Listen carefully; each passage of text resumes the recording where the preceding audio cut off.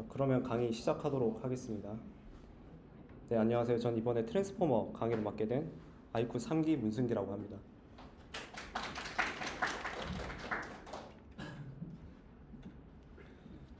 우선 목차는 다음과 같고요.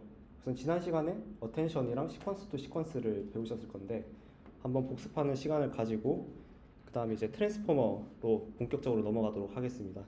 그 다음에 어텐션 올 유 니드라는 그 논문이 있는데 논문에서 간단히 소개를 하고 이제 트랜스포머에 어텐션이 어떻게 적용되었는지 설명을 해드리겠습니다.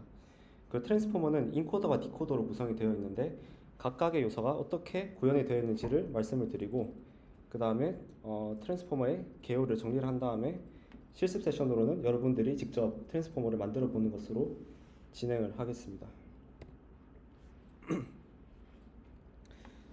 우선 지난 시간에 시퀀스 투 시퀀스랑 어텐션을 배우셨을 건데 간단히 짚고 한번 넘어가겠습니다. 시퀀스 투 시퀀스는 이제 말 그대로 시퀀스를 받아서 시퀀스를 내뱉는 그런 모델입니다. 그래서 지난 시간에는 아마 RNN, 그러니까 리커런트 뉴럴 네트워크 기반의 이제 시퀀스 투 시퀀스를 배우셨을 건데 알다시피 문제점이 좀 있죠. 우선 그라디언트가 소실되는 그런 문제가 있습니다. 멀리 떨어진 단어를 여러 단계를 거쳐서 접근을 해야 되다 보니까 그 단어의 정보가 가면 갈수록 소실되는 그런 문제가 발생을 하게 되고 이제 비슷한 이유로 정보의 병복 현상이 생기게 됩니다. RNN 기반 시퀀스 투 시퀀스의 경우에는 이제 컨텍스트 벡터를 만들어서 문장의 전체를 그 하나의 벡터에 압축을 한 다음에 그걸 가지고 계속 이제 리커런트하게 단어를 생성을 하죠. 그러다 보니까 문장이 아무리 길더라도 이제 똑같은 길이의 컨텍스트 벡터에 들어가게 되니까 너무 많은 정보가 압축이 되어서 이제 병복 현상이 생기게 되는 겁니다. 그러니까 정보가 문장이 길면 길수록 소실된 정보가 많아진다고 보시면 됩니다. 그리고 또 제일 큰 문제가 병렬화가 불가하다는 것인데 밑에 두 번째 그림을 보시면 아시겠지만 이게 타임 스텝별로 순차적으로 생성을 하게 됩니다. 그러니까 한 번에 그 아웃풋 시퀀스를 다 생성을 할 수가 없는 것이죠. 그래서 인풋 시퀀스를 다 받아가지고 그걸 컨텍스트로 변환한 다음에 하나하나씩 하나를 생성하고 그걸 다시 인풋으로 넣어가지고 그 다음 하나가 생성되고 그런 식으로 순차적으로 진행되는 그런 구조를 가지고 있습니다. 그래서 아마 여기 어텐션을 도입하는 것까지는 지난 시간에 하셨던 것 같은데 이제 어텐션 메커니즘이라는 게 말 그대로 어텐션이 이제 주의를 집중하는 거죠.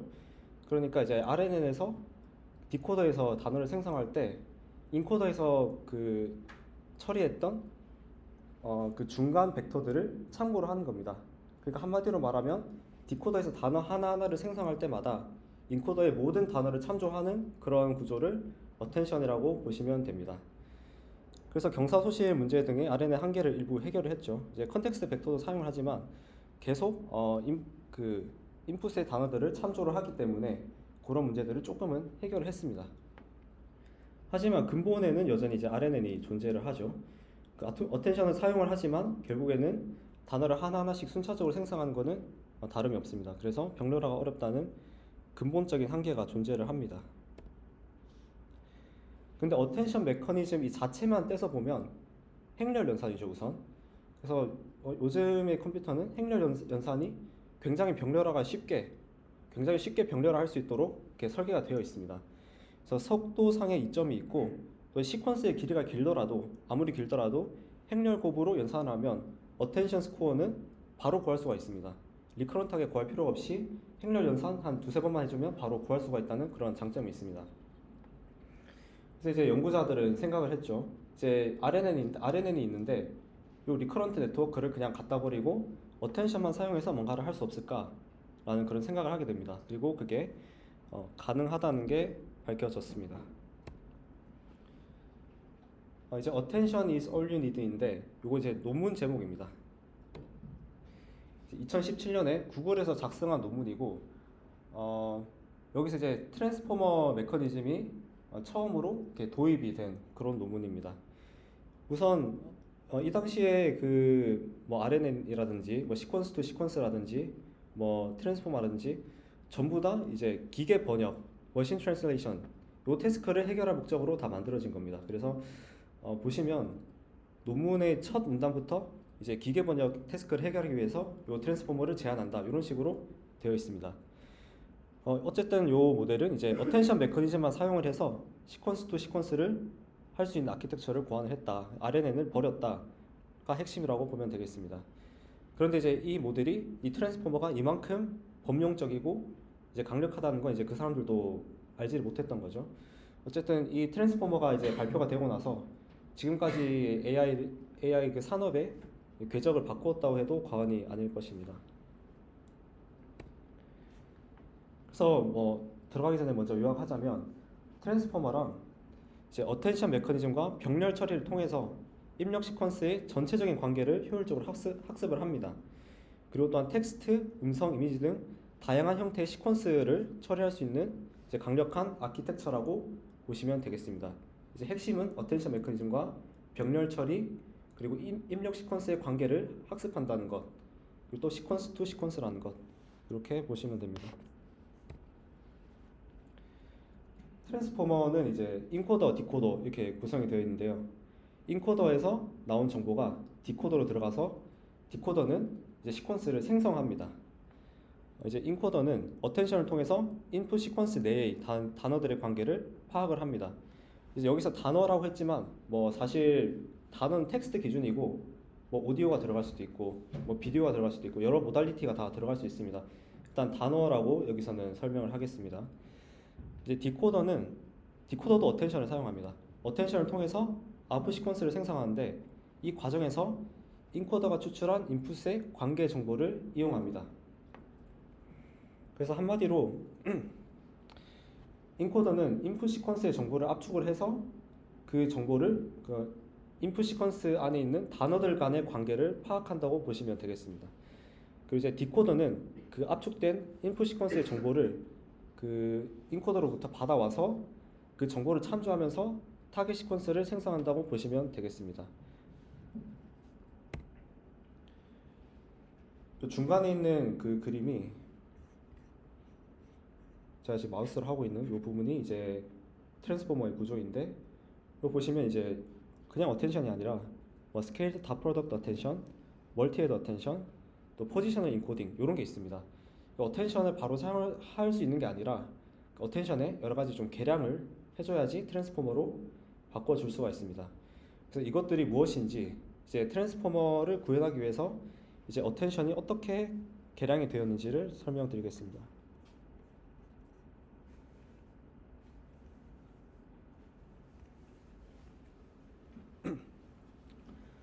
우선 스케일드 다 프로덕트 어텐션인데 어텐션을 지난 시간에 배우셨겠지만 우리가 사용한 어텐션은 그냥 스케일드 다 프로덕트 어텐션이라고 보시면 됩니다.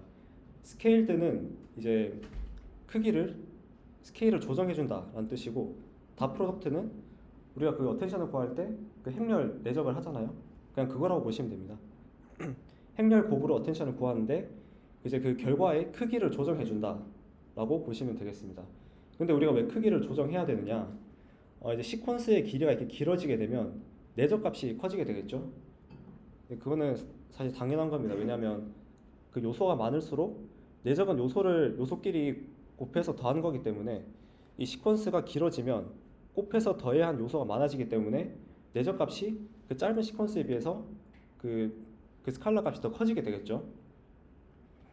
그래서 요거는 밑에 있는 설명은 약간 그 5차 역전파에 관련된 내용이긴 한데 큰 값을 가질수록 소프트맥스의 기울기가 0인 지점에 도달할 확률이 높아집니다.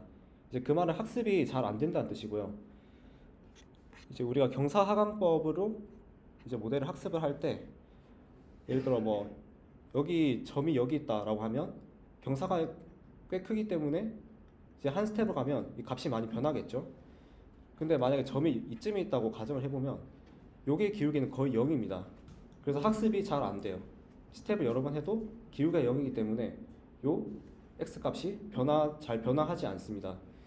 그래서 그런 문제가 있다고 보시면 되고 결론을 얘기하자면 이제 우리가 스케일을 해주는 이유는 값이 커지면 학습이 잘 안 되기 때문에 값을 줄여서 0에 가깝고 0에 가까운 작은 수로 다 이렇게 정규화를 해준다고 그렇게 보시면 되겠습니다. 그게 학습에 있어서 가장 효율적이기 때문이라고 생각하시면 됩니다. 이제 스케일 다 프로덕트 어텐션은 다 정리를 했고 이제 그 다음은 셀프 어텐션입니다. 이제 셀프 어텐션은 지난 시간에 RNN에 적용되었던 어텐션과 약간 다른 개념인데 발상은 비슷하지만 좀 다른 개념입니다. 그래서 RNN 기반 시퀀스 투 시퀀스를 다시 한번 떠올려 보면 이제 키랑 쿼리가 어디서 나오는지 한번 생각을 해볼 수가 있겠죠. 이제 키는 여기 키는 요 디코더, 그러니까 디코더의 히든 스테이트입니다. 디코더의 각 타임 스텝의 히든 스테이트가 이제 키가 되는 것이고, 쿼리, 그러니까 우리가 이제 묻고자 하는 대상, 그리고 참고하고자 하는 대상, 이 쿼리는 인코더에 있습니다. 그러니까 디코더랑, 그러니까 키랑 쿼리가 나오는 게 위치가 달라요. 키는 디코더에서 나오고 쿼리는 인코더에서 나옵니다. 왜냐하면 이 RNN에 적용된 어텐션 자체가 디코더로 단어를 생성하면서 단어 생성할 때마다 인코더를 참고하기 위해서 만들어진 거기 때문에 그렇습니다. 그런데 셀프 어텐션은 조금 달라요. 이제 셀프 어텐션은 그 디코더의 히든 스테이트랑 인코더의 히든 스테이트 간의 그 관계를 계산하는 게 아니라 같은 문장 내에서의 단어들 간의 관계를 계산하는 겁니다. 그러니까 한마디로 아까 전에 어텐션은 디코더랑 인코더 사이의 어텐션을 계산하는 거고, 지금의 셀프 어텐션은 인코더랑 인코더, 그 인코더에 들어간 그 문장 그 스스로의 어텐션을 계산하든지 아니면 디코더의 그 문장 스스로의 어텐션을 계산하든지 그런 식으로 같은 문장을 가지고 어텐션 스코어를 계산하는 거라고 보면 되겠습니다. 시각화를 좀 해놨는데 보시면 여기 그 매트릭스 보시면 SOS는 이제 start of sentence, 그러니까 문장의 시작이고 we can eat apple EOS end of sentence, 이런 식으로 각 단어들이 이렇게 있어요. 이 단어들 보면 이 단어들이 같죠. 행과 열의 단어들이 같죠. 이제 그 말은 같은 문장에 있는 단어들끼리의 관계를 계산한 거라고 계산한 겁니다. 그러니까 we랑 SOS 간의 관계, we랑 apple의 관계, we랑 eat의 관계, we랑 can의 관계, we랑 we, 그냥 같은 단어끼리는 당연히 뭐 직관적으로 관계가 많다고, 관계가 깊다고 볼 수가 있겠죠. 이런 식으로 시각화할 수 있고, 우측도 비슷한데 여기 보시면 같은 문장 속에 있는 단어들끼리 어텐션을 계산을 하죠. 그래서 animal은 it, 사물이니까 이런 식으로 문장 내에서의 관계를 계산을 하는 겁니다. 이제 이것만 알고 가시면 될 것 같습니다.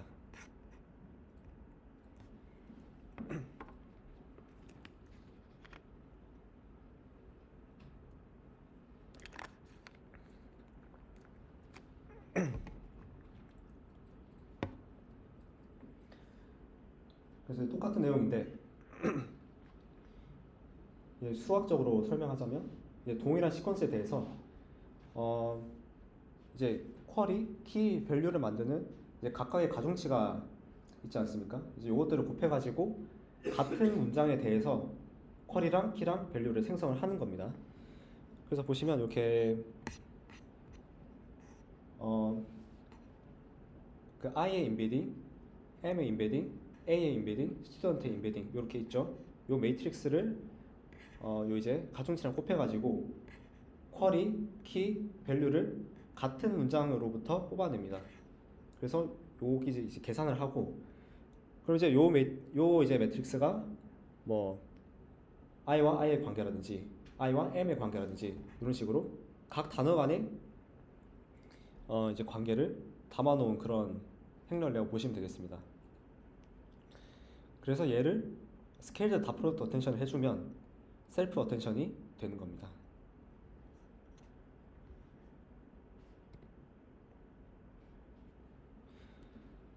셀프 어텐션도 충분히 이제 강력한 그런 아키텍처인데 여기서 더 발전을 시킬 수가 있겠죠. 이제 문장을 볼 때 한 가지 관점으로만 보는 것보다는 이제 여러 가지 관점으로 보는 게 더 효과적이겠죠, 당연히. 예를 들어 이제 어떤 사람은 뭐 단어 간의 관계를 보는데 뭐 동사와 명사 간의 관계를 본다. 뭐 어떤 사람은 그냥 명사들 간의 관계를 본다. 뭐 어떤 사람은 그냥 뭐 동사와 동사와의 관계를 본다. 이런 식으로 각각의 관점이 다를 수가 있잖아요. 그래서 멀티 헤드 어텐션이라는 게 이게 도입이 되는데 요 멀티헤드라는 거는 한 문장을 여러 관점으로 보는 거라고 보면 됩니다. 그래서 상당히 간단합니다. 그냥 셀프 어텐션 레이어를 여러 개 만들어요. 여러 개 만들어서 그냥 각각의 어텐션을 계산해 줍니다. 이런 식으로 아까 이런 식으로 어텐션을 계산을 했다면 이제 멀티헤드 셀프 어텐션에서는 요거를 여러 번 해줍니다. 여러 개 어텐션 계산하는 거를 여러 개 만들어서 여러 개 계산해주고 그냥 그 결과를 갖다 붙입니다. 갖다 붙여서 그 다음 이제 값으로 전달을 해주게 되는 겁니다. 그래서 이제 요 각각의 어텐션을 이제 어텐션 헤드라고 하는데, 그래서 멀티 헤드죠.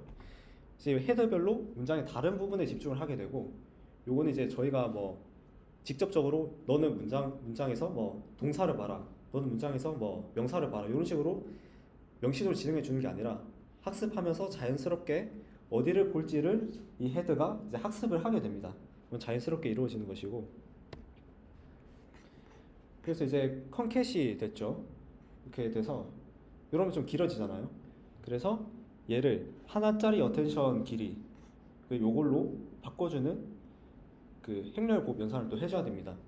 그렇기 때문에 여기 이제 별도의 가중식 하나 들어가게 되고, 그냥 요거를 이제 다음 값으로 넘겨주려면 차원을 맞춰야 되니까 이런 식으로 크기를 줄여준다, 이런 식으로 이해하시면 되겠습니다. 이제 멀티헤드 어텐션까지 보았고, 자 이제 그 문장에서 단어의 순서에 대해서 얘기를 해볼 건데, 이제 셀프 어텐션 레이어는 그 단어 간의 순서가 바뀌어도 그 결과값도 순서만 바뀝니다. 결과값의 숫자는 안 바뀌고 결과값의 순서만 바뀌어요. 이제 퍼뮤테이션 이퀴베리언트라고 하는데, 이 셀프 어텐션이 그런 특성을 가지고 있습니다. 이건 이제 행렬곱의 특성이고, 요거를 수학적으로 그냥 간단하게만 설명을 드리자면, 여기 x는 이제 인풋이고 w는 가중치고 p는 이제 퍼뮤테이션 하는 요 매트릭스라고 보면 되는데, 일단 그냥 인풋과 가중치를 먼저 행렬 곱한 다음에 그 다음에 순서를 바꾸는 게 요 두 번째 줄입니다. 보면은 이렇게 그 x랑 가중치를 곱했고 그 가중치를 순서로 바꾸면, 아니 곱해진 그 값의 순서를 바꾸면 이런 식으로 나오게 됩니다. 그러면 이제 그 인풋의 순서를 먼저 바꾼 다음에 거기에다 가중치를 곱하면 어떻게 될까 한번 보면, 그게 세 번째 줄이거든요. 일단 우선 x에다가 요 퍼뮤테이션 매트릭스 곱해가지고 순서를 바꿔줘요. 그 다음에 가중치를 곱해주면 둘이 행렬이 똑같죠. 이제 이런 특성을 가지고 있다라고 보시면 되겠습니다. 그래서 어텐션에서 단어 순서가 얼마나 바뀌든지 간에 그 그러니까 관계에 대한 정보는 바뀌지 않고 그냥 어텐션 출력의 그 행의 순서만 바뀌게 되는 겁니다. 그래서 이게 뭐가 문제냐, 어차피 관계 말면 되는데 라고 하실 수도 있는데, 사실 뭐 문장에서 단어의 순서가 굉장히 중요하죠. 이런 예시가 있는데, 이제 치킨집 리뷰에 아저씨가 친절하고 치킨이 정말 맛있어요는 이제 정상적인 문장인데, 단어 순서만 하나 바꾸면 치킨이 친절하고 아저씨가 정말 맛있어요, 이거는 좀 문장이 이상하죠. 이제 이 두 문장의 셀프 어텐션 결과가 같아서는 안 되겠죠. 왜냐하면 완전히 다른 의미를 갖고 있기 때문에. 그래서 그런 문제를 해결을 해줘야 됩니다.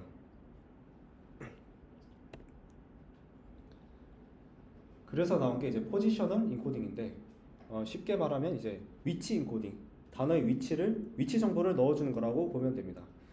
그래서 인코더에 문장을 입력해주면 이제 각 단어는 임베딩으로 표현이 되죠. 이제 이 벡터에다가 해당 단어의 위치 정보를 나타내는 값을 더해줍니다.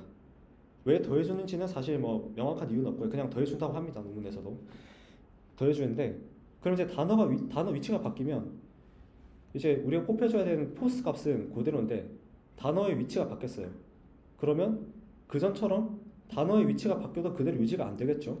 왜냐하면 순서가 바뀌기 때문에 더해지는 값이 달라지겠죠. 그래서 그럼 이제 요 포스, 요 이제 벡터에다가 벡터를 어떻게 만들어 줄지, 그러니까 즉 단어의 위치를 어떻게 표현해 줄지, 요거를 이제 잘 생각을 해봐야 됩니다. 뭐 제일 간단한 건 그냥 단어 그냥 단어의 순서대로 그냥 숫자를 갖다 붙이는 거죠. 보면 이제 그 맥스 시퀀스 최대 길이가 뭐 8개라고 하겠습니다.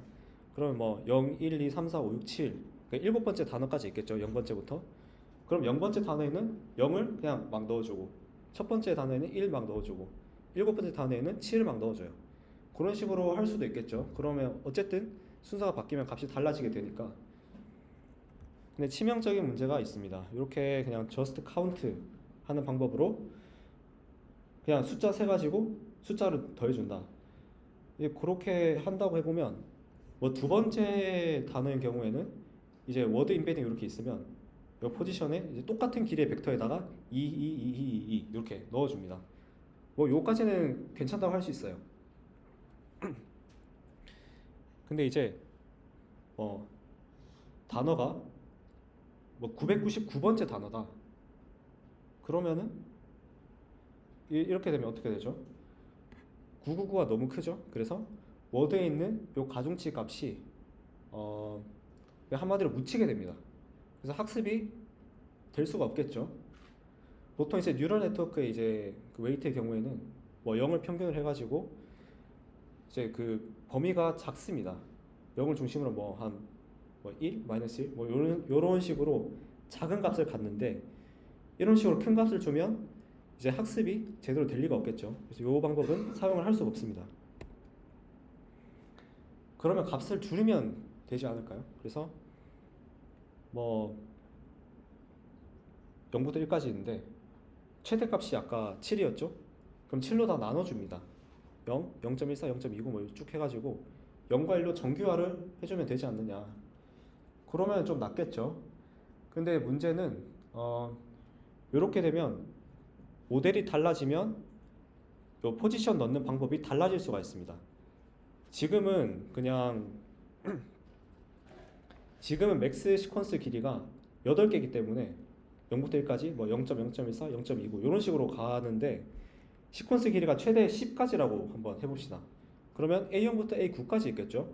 그럼 0, 1, 2, 3, 4, 5, 6, 7, 8, 9까지 있겠죠. 그러면 각 값을 9로 나눠줘요. 9로 나눠주면 뭐 0, 뭐 9분의 1, 9분의 2 이런 식으로 되겠죠. 그러면 0.14랑 9분의 1은 다른 값이죠. 그럼 이런 문제가 뭐냐? 뭐 데이터셋별로 맥스 시퀀스 길이가 다를 수도 있어요. 뭐 모델별로 다를 수도 있고. 그러면 각 모델끼리 호환이 안 됩니다. 그런 문제가 있기 때문에 이것도 사용할 수가 없는 방법이에요.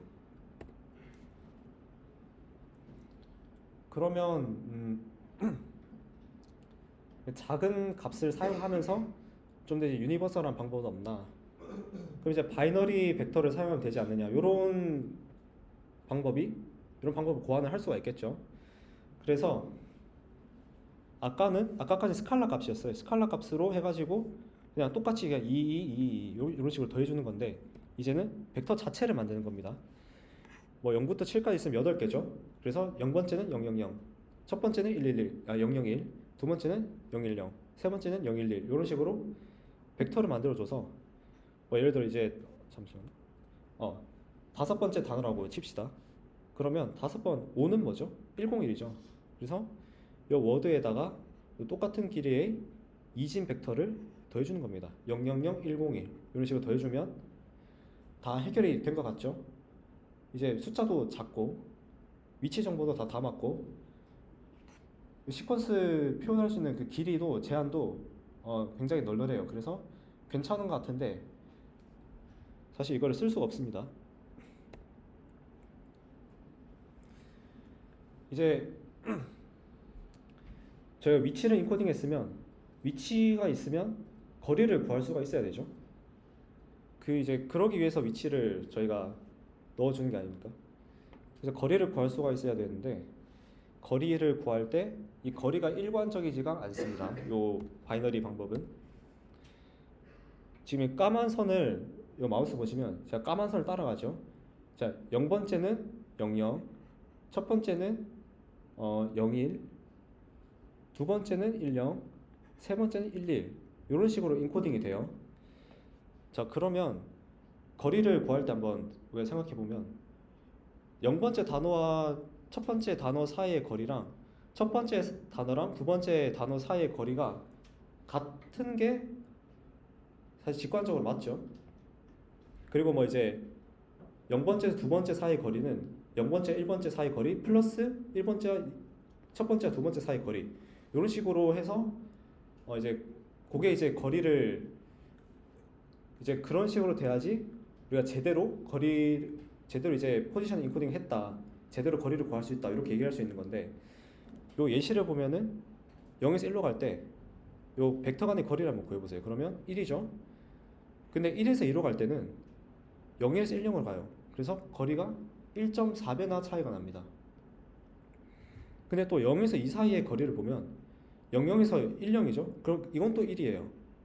그러면 이게 거리가 일관적이지도 않고 얘 둘을 더했을 때 1 플러스 스퀘어 루트 2가 아니고 그냥 또 1이죠. 그럼 완전히 엉망진창인 거리가 되는 겁니다. 그래서 일관성이 부족해서 이건 제대로 된 위치 정보를 넣어줬다고 얘기를 할 수가 없는 거예요. 그래서 이제 각 단어 사이 거리가 가깝든지 멀든지 간에 위치 간의 상대적인 차이를 잘 표현을 할 수가 있어야 됩니다. 그래서 아까 봤던 이제 just count랑 뭐 just count with 그 normalization 그리고 이제 바이너리 벡터 다 사용할 수가 없습니다. 그래서 어떻게 우리가 만들어야 되느냐? 이제 각 위치별로 일단 유니크해야 되고요. 위치가 겹치는 게 있으면 안 돼요. 이 위치 간의 상대적인 차이를 잘 표현을 해야 되고 연속적이어야 됩니다. 최대한. 그래서 이제 연구자들이 생각을 해낸 게 삼각함수를 좀 사용해 보면 되지 않을까. 일단 삼각함수는 연속적이긴 한데 주기적이죠. 그래서 삼각함수를 하나만 사용하면 주기가 이렇게 돌면서 나중에 겹치는 값이 생기게 됩니다. 이제 사인 파를 생각해 보면 알 수가 있죠. 그래서 중복을 최소화하기 위해서 이 주기가 다른 여러 개의 삼각함수를 함께 합산해서 이용하는 그런 방법을 이제 생각을 해볼 수가 있습니다. 이게 이제 시누소이덜 포지셔널 인코딩이라고 합니다. 이제 삼각함수를 사용하기 때문에 그렇습니다.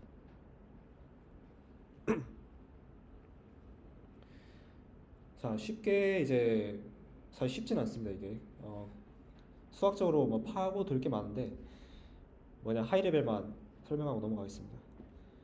요게 이제 포지셔널 벡터인데 뭐 아까는 그냥 뭐 이런 식으로 그냥 값을 넣어줬다면 이제는 각 포지셔널 벡터별로 삼각함수가 할당이 됩니다. 그 사인, 코사인 번갈아서 이렇게 할당이 되고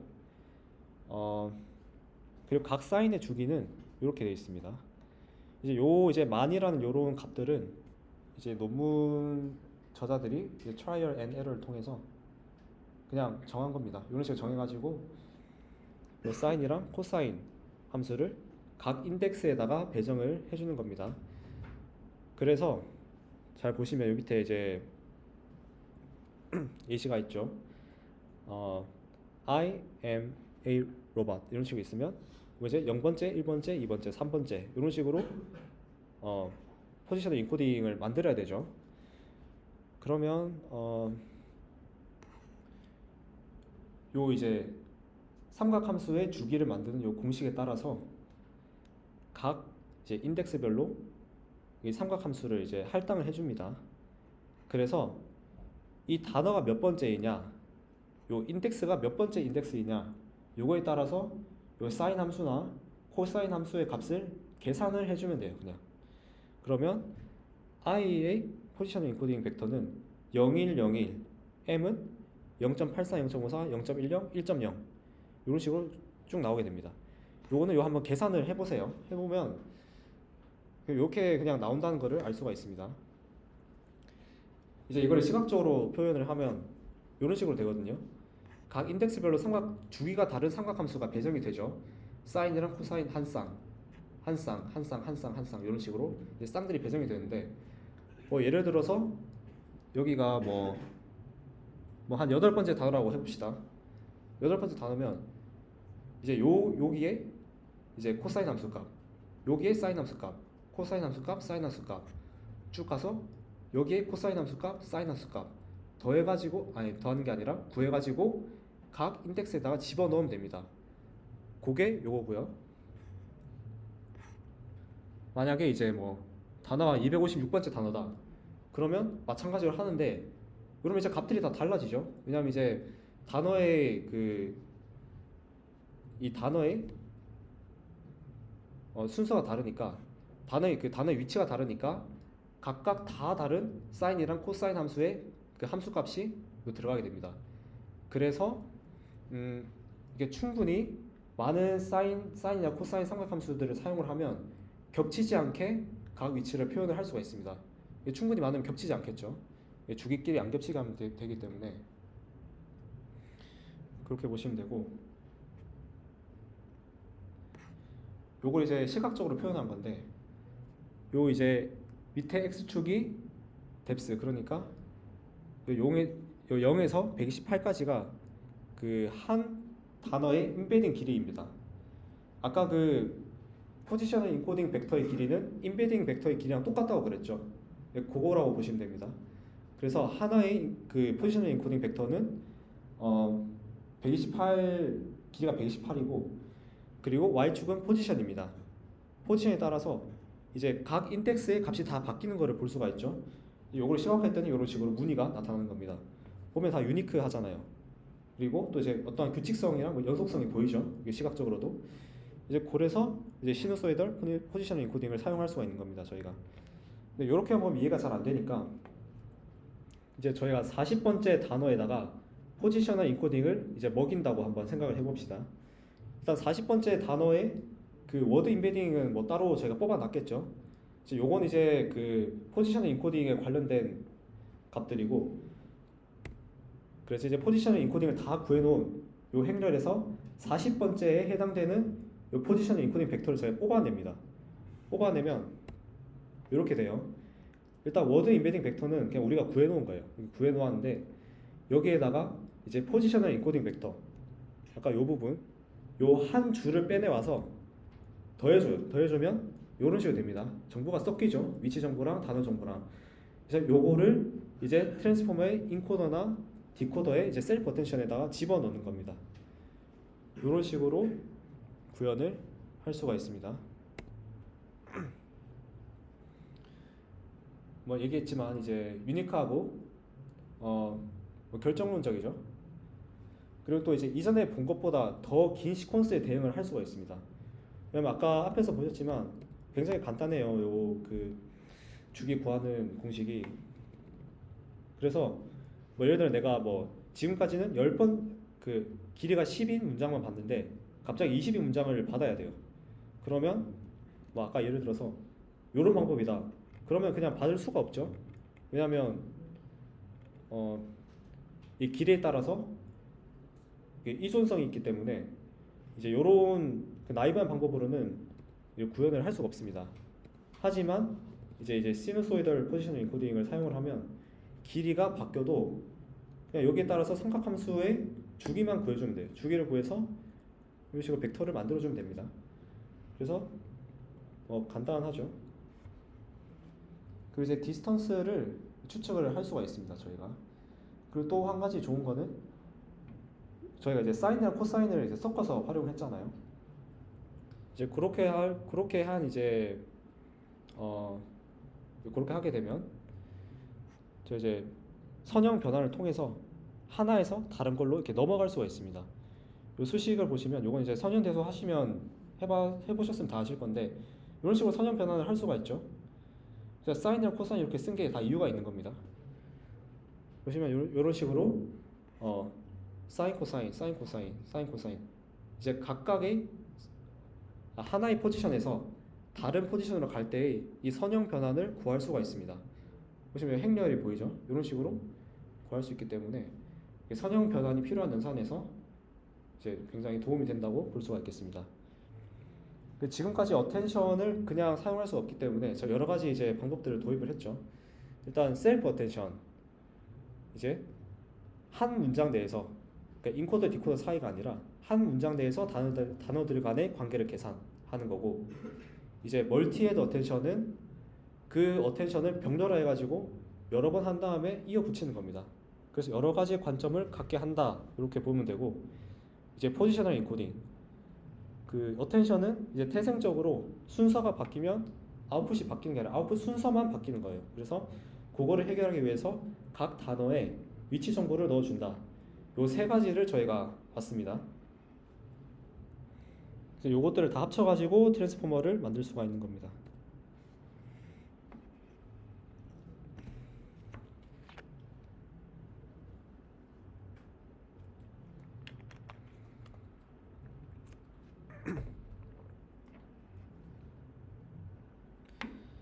자, 그래서 죄송합니다. 제 목이 나가서 이제 인코더랑 디코더를 순서대로 볼 건데,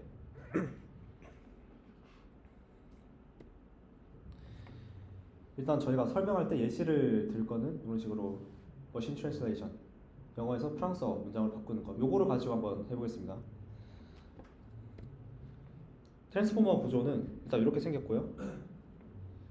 일단은 인코더가 요 왼쪽입니다. 왼쪽만 인코더고 오른쪽은 디코더예요.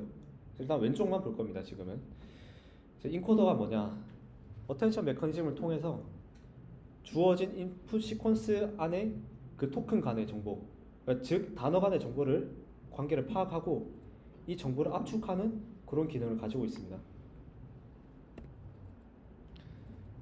순서대로 이제 인풋부터 인코더의 아웃풋까지 쭉 설명을 드리겠습니다.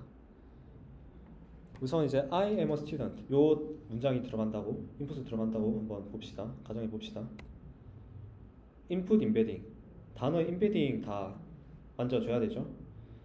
그래서 이제 I는 이런 식으로 다 임의로 설정한 겁니다. I의 임베딩 요 행, M의 임베딩 요 두 번째 행, A의 임베딩 세 번째 행, 스튜던트 임베딩 네 번째 행, 이런 식으로 한 문장이 합쳐져서 이런 식으로 임베딩 매트릭스로 들어가게 됩니다. 자, 그리고 아까 중요한 거 포지셔널 인코딩 제가 말씀드렸죠. 이제 0번째, 첫 번째, 두 번째, 세 번째에 대한 포지셔널 인코딩을 더해줘야 됩니다. 그래서 0번째는 이제 첫 번째 행이고, 첫 번째, 두 번째 행, 두 번째 이제 포지셔널 인코딩은 세 번째 행, 이런 식으로 쭉쭉쭉쭉 여기 있습니다. 얘를 더해줍니다. 더해주면 요 워드 임베딩의 값들이랑 그리고 이제 포지셔널 인코딩의 요 값들 합쳐져 가지고 약간 시각적으로 표현해봤는데 좀 잘 보이시죠? 이런 식으로 합쳐지는 거예요, 정보가. 요게 이제 인풋으로 들어가는 겁니다, 인코더에. 이제 멀티헤드 어텐션인데 아까 요 값을 가지고 어텐션 하는 겁니다. 그리고 여러 개 헤드를 하는데 뭐 몇 월 개 이런 식으로 헤드를 여러 개 좀 많이 할 수도 있고 아니면 적게 할 수도 있고 그거는 상관없습니다. 어쨌든 병렬적으로 여러 개 헤드를 어텐션 헤드를 이제 동시에 이제 계산한다고 보면 됩니다. 그래서 각 헤드별로 쿼리 키 밸류 가중치는 모두 다릅니다. 이게 같으면 사실 멀티헤드는 의미가 없죠. 그냥 똑같은 똑같은 이제 관계만 나올 텐데. 그래서 이제 가중치는 헤드별로 다 다르고요. 이제 상식적으로 그래야지 이제 서로 다른 부분을 볼 거 아니겠습니까? 그래서 이 결과를 이제 컨캐트네이트 하고 이런 식으로 이제 뭐 헤드가 두 개라고 치면 이런 식으로 원래는 그 4x2 매트릭스 나와야 되는데 4x4가 나왔죠. 왜냐하면 컨캐트네이트 했으니까. 그래서 요거 W 요 이제 웨이트를 또 곱해줍니다. 그래서 뭐 이런 식으로 나온다라고 보시면 되겠습니다.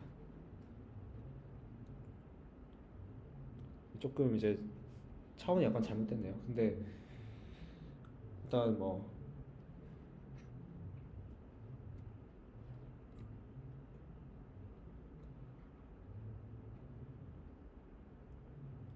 조금 잘못되긴 했는데 그래도 뭐 기본적인 아이디어는 그냥 뭐 동일하다고 보시면 됩니다. 그래서 요 길어진 거를 다시 원래 길로 되돌리기 위해서 이제 컨캐테네이트 한 거를 거기에다 곱해주는 웨이트가 따로 하나 더 있다. 요걸 아시면 됩니다. 그리고 이제 residual connection이라는 게 있는데 여기 보면 add and norm이라는 게 있죠.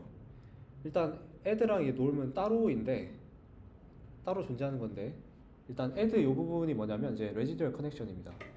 그래서 여기 보면 화살표가 입력이 출력에 관여를 하지 않는 게 지금까지 상식인데 보면은 입력이 출력으로 가죠. 그래서 입력이 출력에다 더해집니다. 그래서 이런 식으로 화살표 보면 입력이 어텐션으로 가는데 어텐션 결과에다가 또 입력이 들어갑니다. 그게 더해져요. 이제 왜 그러냐? 왜 출력과 연결되어 있냐? 이건 이제 학습의 한마디로 말하면 학습의 부담을 줄이는 거라고 보시면 되겠습니다. 그래서 약간 시각적으로 보자면 이제 왼쪽은 이제 어떤 함수를 신경망이 생으로 학습하는 거. 그러니까 어떠한 이제 인풋의 정보 없이 그냥 인풋과 아웃풋의 매핑을 바로 학습하는 거. 그럼 이제 이제 함수의 개형이 이런 식으로 굉장히 복잡하게 나와요. 이제 경사하강법을 배우셨으면 알겠지만 이제 이 극소점으로 이제 가야 되는 거잖아요, 저희가. 근데 이런 식으로 울퉁불퉁하면 가기가 힘들죠. 학습이 잘 안 되겠죠. 근데 이제 레지듀얼 커넥션을 하면은 좀 이제 부드러워집니다. 그럼 이제 좀 공을 굴리면 공이 어디 걸리는 게 아니라 공이 좀 잘 굴러가서 요 이제 목표하는 요 부분에 잘 도달을 하겠죠. 이런 식으로 볼 수도 있고, 이걸 또 예시를 하나 들어보자면, 그 저희가 뭐 fx는 x 플러스 1이라는 함수를 그 신경망으로 학습한다고 해볼게요. 그럼 이제 신경망을 그냥 아무런 학습도 안 하고 그냥 fx는 x 플러스 1을 그냥 학습시키면 이제 학습이 안 된 상태에서 뭐 예를 들어서 x에 5를 넣으면 뭐 0.1이 나오고 x에 한 5만을 넣어도 한 0.1이 나오고 뭐 x에 한 마이너스 5만을 넣어도 한 마이너스 0.1이 나오고 이런 식으로 그냥 완전히 그냥 랜덤에 가까운 값을 낸다고 생각을 해볼게요. 이제 그러면 이제 f5만은 5만 1이어야 되잖아요. 근데 함수의 값이 그 신경망으로 예측한 이제 함수의 값이 뭐 한 마이너스 1, 마이너스 0.5 막 이래요. 그러면 그 함수를 학습시키기 위해서 저희가 이제 상당히 많이 조정을 해줘야 됩니다. 이제 값의 차이가 크기 때문에. 근데 저희가 이제 레지듀얼 커넥션을 했다고 한번 생각해 볼게요. 이제 똑같이 fx는 x 플러스 1을 학습시키는데 이제 신경망이 기본적으로 인풋 값을 더해주는 게 생긴 거예요. 그래서 학습을 안 했더라도 뭐 f5만을 넣으면 5만점 뭐 5만점 3, 5만점 5 이런 식으로 인풋 값이 그대로 들어가 있는 거예요. 그럼 이제 학습을 하기가 좀 쉽겠죠. 저희 이제 요 한 0.5, 0.7에 해당하는 부분만 이제 학습을 하면 되는 거니까. 이제 그 레지듀얼 커넥션이 있기 전에는 그냥 완전히 0을 중심으로 랜덤한 값을 내뱉는다. 그러면 저희가 뭐 뭐 5만점 5, 5만점 7 이런 식으로 엄청 큰 부분을 이제 학습해야 되는데 이제 레지듀얼 커넥션을 해주면 이제 인풋 값이 그대로 들어가면 이제 fx는 x 플러스 1을 학습할 때 기본적으로 f5만을 넣으면 5만점 5 이렇게 나오기 때문에 0.5에 해당하는 그 작은 부분만 잔차만 학습하면 된다. 예, 그런 아이디어거든요. 좀 이해가 되시나요? 한마디로 학습할 부분을 좀 줄여준다는 겁니다. 물론 현실에서의 이제 현실 세계의 함수는 당연히 이만큼 간단하진 않겠죠. 그래도 인풋의 값을 넣어주면 그래도 어느 정도의 가이던스를 제공한다. 약간 유도를 해준다. 이러이러한 방향으로 가기 유도해준다. 그런 아이디어라고 보시면 되겠습니다. 어쨌든 결론은 요걸 넣으면 학습이 잘 된다. 요것만 아시면 됩니다.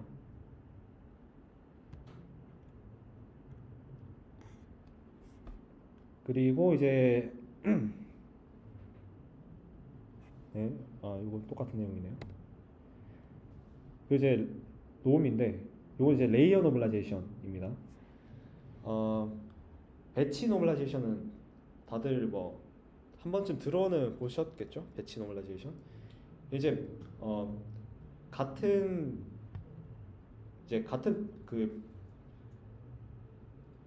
같은 벡터 인덱스에 대해서 배치별로 평균과 분산을 구해가지고 노멀라이제이션 하는 겁니다. 그래서 요 행렬을 예로 들면 뭐 배치 노멀라이제이션 이렇게 세로로 이제 세로끼리 이제 평균을 구하고 하는 게 되겠죠. 근데 이제 레이어 노멀라이제이션은 그 어떠한 그 벡터 그 자체의 평균과 분산을 구해가지고 노멀라이제이션 하는 겁니다. 그래서 요 가로가 되겠죠. 그래서 요 쓰는 이유가 있는데, 일단 NLP 태스크에서는 배치 노멀라이제이션보다 레이어 노멀라이제이션 더 많이 씁니다. 이제 그 이유는 일단 배치 노멀라이제이션을 쓰게 되면 이 얘기부터 해야 되네요. 그 저희가 시퀀스를 넣을 때 모든 시퀀스의 길이가 다 이제 동일하지 않잖아요. 이제 물론 시퀀스의 최대값은 정해져 있겠지만 제가 그 다 채우지 않고 문장이 그냥 2단어짜리 문장이 있을 수도 있고 뭐 5단어짜리 문장이 있을 수도 있잖아요. 그럼 나머지 뭐 문장 이제 패딩 뭐 별 의미 없는 값으로 채워지겠죠. 그런데 이제 거기다 배치 노멀라이제이션 해버리면 뭐 첫 번째 인덱스 같은 경우에는 대부분 단어가 다 차 있을 테니까 잘 구해지는데 뭐 이제 끝으로 가면 갈수록 점점 빈 부분이 많아져요. 그래서 이 효과가 저감됩니다. 그래서 배치 놈을 안 하고 레이어 놈을 하는 게 바로 그 이유입니다. 이제 좀 뻥뻥 빈 구간이 많기 때문에 요런 데이터에다가 배치 노멀라이제이션 하면은 이제 약간 왜곡이 될 수가 있기 때문에 차라리 그냥 차라리 레이어 놈을 해가지고 그 한 벡터 전체의 그 평균과 분산 구해가지고 정규한다. 이게 이제 핵심이라고 보면 됩니다. 이제 피드포워드 네트워크 요거는 이제 뭐 상당히 원시적인 망이에요. 보시면 요 왼쪽에 있는 요거는 다 보셨죠?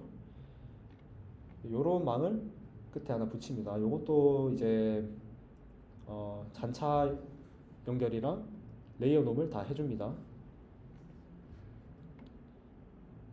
그리고 여기 보시면 n times 있잖아요.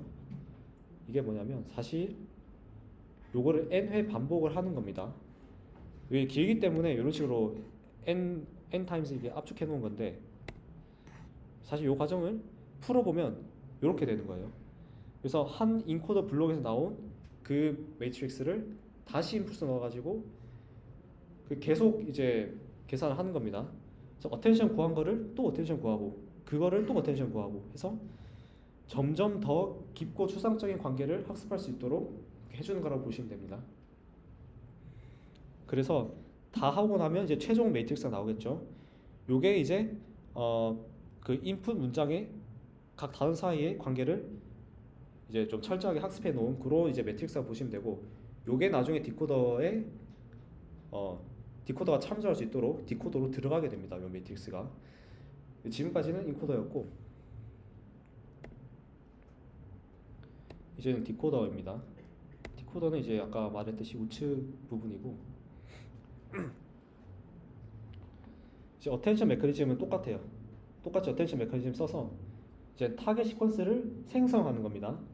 인코더는 인풋 시퀀스의 정보를 압축해요. 인풋 시퀀스 안에 있는 그 단어들 관계를 파악해서 압축하고, 디코더는 그 정보를 받아와가지고 생성합니다. 생성. 이제 이 과정에서 이제 정보를 활용하는 거고, 보시면 이제 화살표가 연결되어 있죠. 어텐션 구할 때 요 그 인코더에서 나온 그 매트릭스가 들어가요. 그러니까 I am a student 요 문장을 인코더가 압축해가지고 정보를 디코더에 주는 겁니다.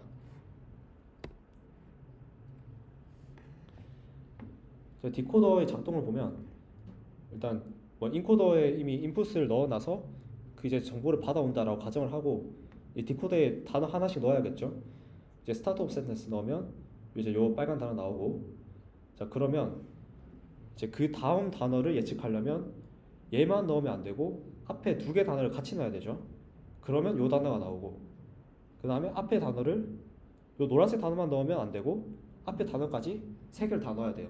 그러면 초록색 단어가 나오고, 다 넣으면 이제 EOS 문장의 끝이 나옵니다. 이제 문장의 끝이 나올 때까지 계속 이걸 반복해요. 요거를 나온 거를 벡터에 집어넣어서 다시 이제 추측하고 나온 아웃풋을 벡터에 넣어서 또 다시 추측하고 그런 식으로 해서 이제 문장의 끝을 나타내는 토큰이 나올 때까지 반복합니다. 그러면 요 단어가 디코더 아웃풋으로 출력이 되는데 이제 요거를 좀 병렬적으로 처리를 하고 싶다는 거죠. 이런 식으로 하면 이제 RNN이랑 별로 다를 게 없잖아요. 이런 식으로 그냥 오토 리그시브하게 하면 크게 다를 게 없기 때문에 병렬을 어떻게 할지 그 방법을 한번 봅시다. 그래서 일단은 요 SOS 넣고 요 벡터 넣고 요 벡터 넣고 요 벡터 넣고 한 번 한 번 하는 게 아니라 요거를 인풋으로 그냥 바로 집어넣습니다. 전체 요 우리가 생성하고자 하는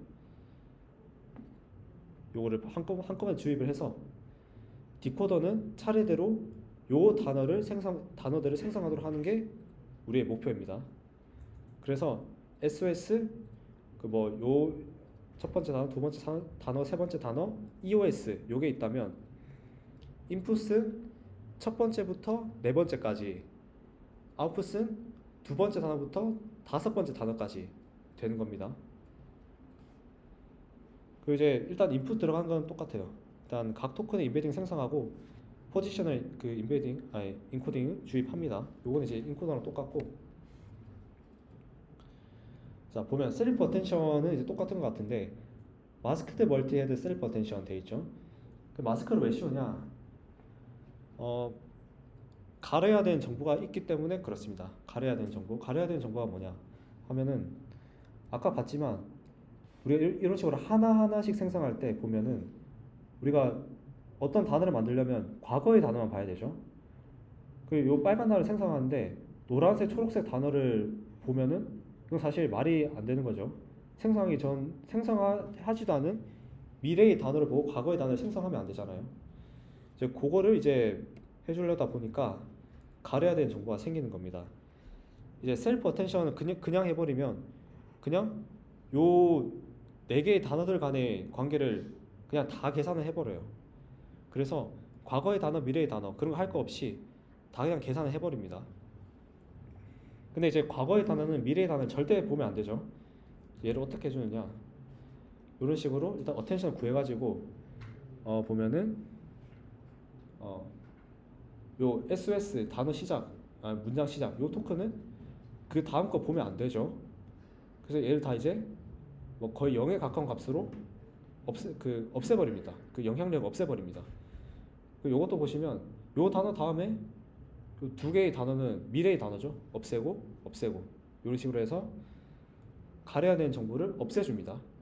그럼 이제 소프트맥스 계산하면 요거는 반영이 안 돼요. 그냥 거의 안 된다고 보시면 됩니다. 그런 식으로 단어들을 가려주는 거를 마스크드 멀티헤드 셀프 어텐션이라고 보시면 됩니다. 이제 멀티헤드 어텐션인데 멀티헤드 셀프 어텐션이 아니죠. 멀티헤드 그냥 어텐션입니다. 이게 왜 그러냐면 이 두 번째 멀티헤드 어텐션은 인코더 정보로 이제 인코더 정보로 키랑 밸류를 구하기 때문에 그래요. 아까도 제가 말씀을 드렸지만 인코더 정보가 이제 디코더 생성할 때 들어온다고 그랬잖아요. 이제 여기서 들어오는 겁니다. 두 번째 요 어텐션에서.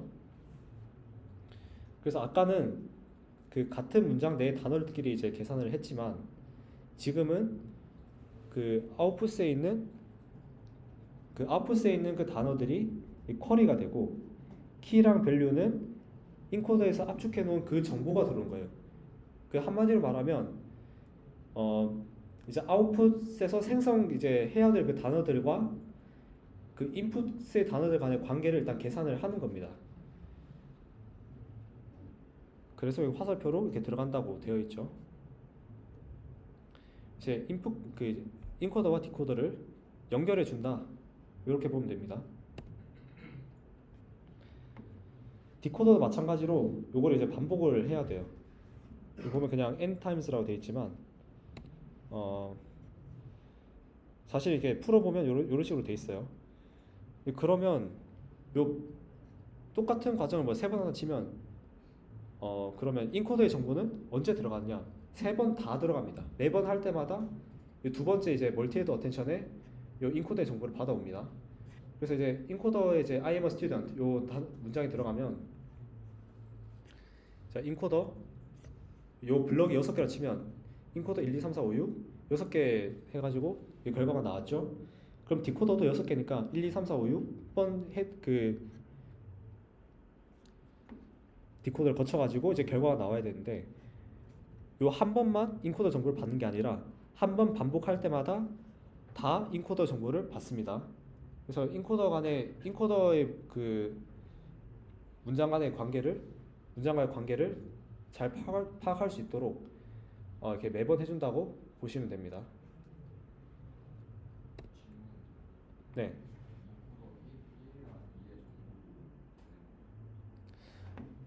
아니요. 그 인코더 보시면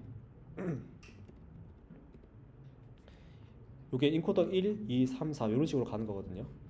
이제 인풋이 들어가면 1, 2, 3, 4, 5, 6 거쳐가지고 최종적으로 인코더 6에서 최종 요 어텐션 매트릭스가 나오게 됩니다. 이제 요게 들어가는 거예요. 나머지 정보는 들어가지 않습니다. 최종 인코더에서 나온 것만 들어가게 됩니다.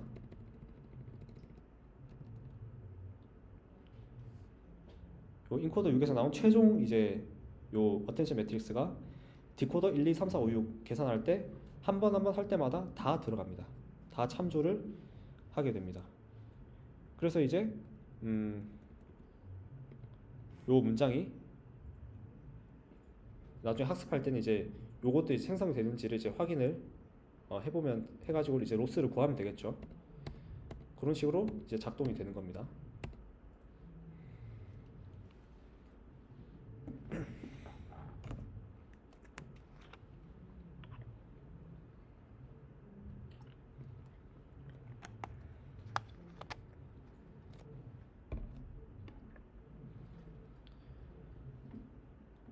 이제 트랜스포머 이제 인코더 디코더 다 받고 이제 정리를 하자면 이제 트랜스포머는 RNN 없이 어텐션 메커니즘만을 사용해서 시퀀스 투 시퀀스 태스크를 수행하는 모델이라고 요약을 할 수가 있겠습니다. 그래서 그거를 위해서 어텐션을 좀 개량을 했죠. 스케일드 다 프로덕트 어텐션, 셀프 어텐션, 멀티헤드 어텐션, 포지셔널 인코딩 이런 식으로 어텐션에 여러 가지 이제 트릭들을 적용했습니다. 그리고 이제 학습의 용이성을 위해서 레지듀얼 커넥션이랑 레이어 놈 이것도 적용을 했고, 인코더는 이제 한마디로 주어진 인풋 시퀀스 내 같은 문장 안에서의 관계를 파악하고 정보를 압축을 합니다. 이제 이 정보는 뭐 디코더의 생성 과정에 활용되거나 아니면 문장을 뭐 요약하는 데 사용하거나 그런 식으로 여러 가지 활용처가 있습니다. 그 디코더는 이제 어텐션 메커니즘을 통해서 타겟 시퀀스 생성하는 거라고 보면 되고,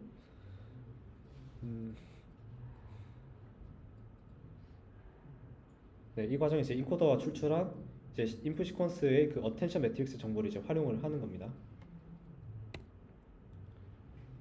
그래서 인풋 아웃풋을 보면 이제 우리가 요 I am a student 요 문장을 이제 요 프랑스 문장으로 그 이제 번역하고 싶다. 그럼 인풋에 I am a student 요거 넣으면 인코더가 요 각 단어 간의 관계를 해가지고 정보를 압축해 주겠죠.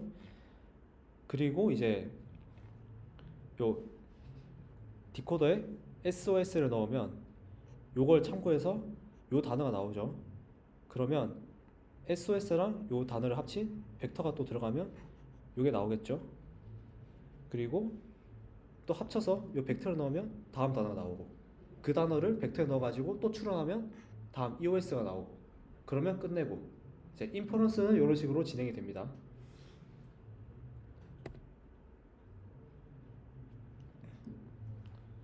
이런 식으로 인풋 아웃풋 이런 식으로 들어간다고 보시면 됩니다. 지금까지 트랜스포머를 다 한번 쭉 리뷰를 해봤는데 이제 다음은 실습이거든요. 혹시 그 전에 뭐 질문이 있으실까요?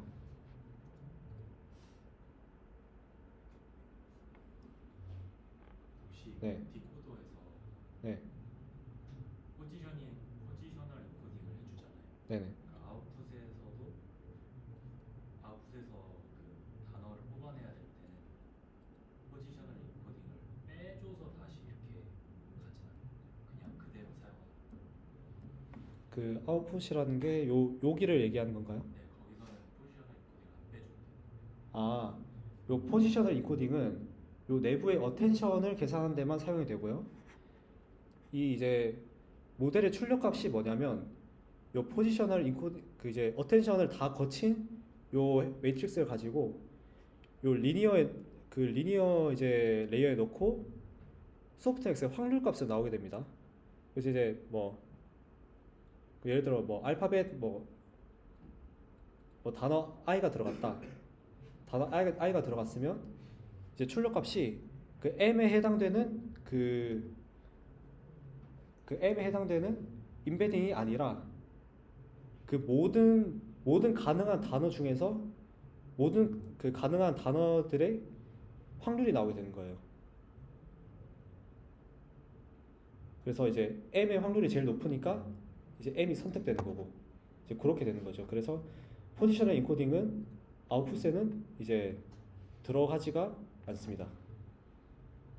왜냐하면 아웃풋이 이제 임베딩이 아니라 아웃풋은 각 단어의 확률 값이에요.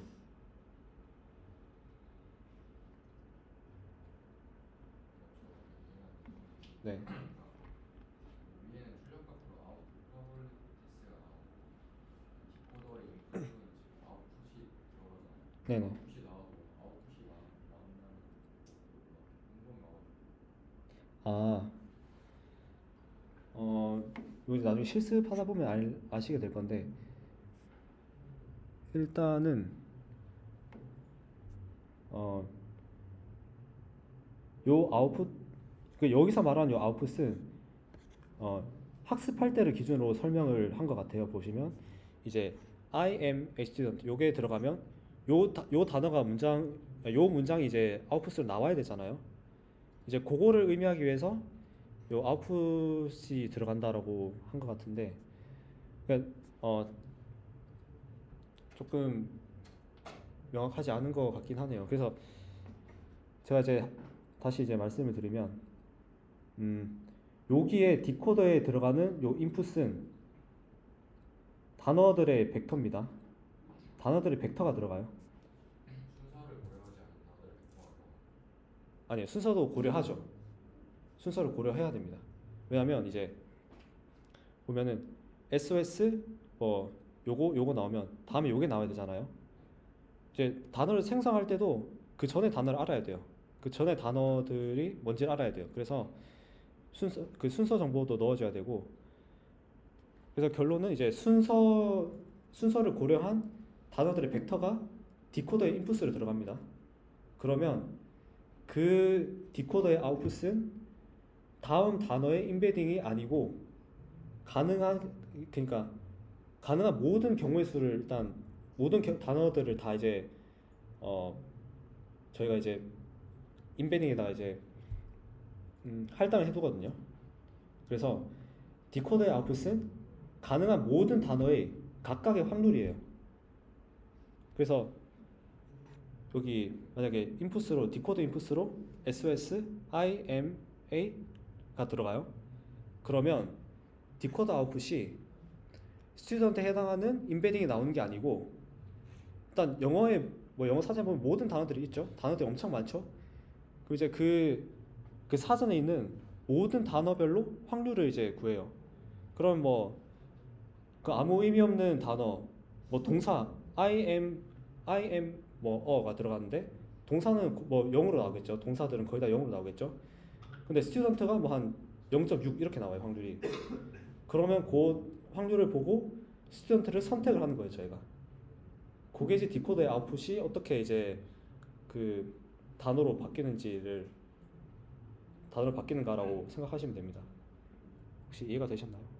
확률을 주관다라고 생각합니다. 그렇죠. 이제 요 포지션 인코딩 넣어가지고 어텐션 계산하는 거는 단어들 간의 관계를 알기 위한 거고 관계 정보를 또 이제 신경만 태워가지고 이거를 각 단어의 확률로 변화하는 거예요.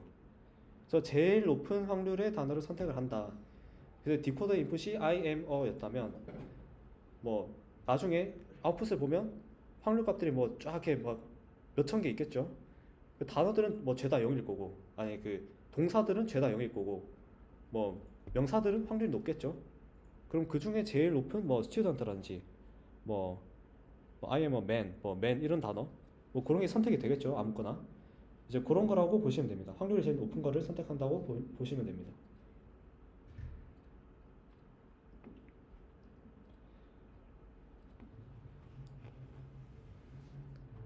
네, 뭐 질문 없으시면 뭐 중간에 쉬나요? 쉬는 시간 있나요? 중간에?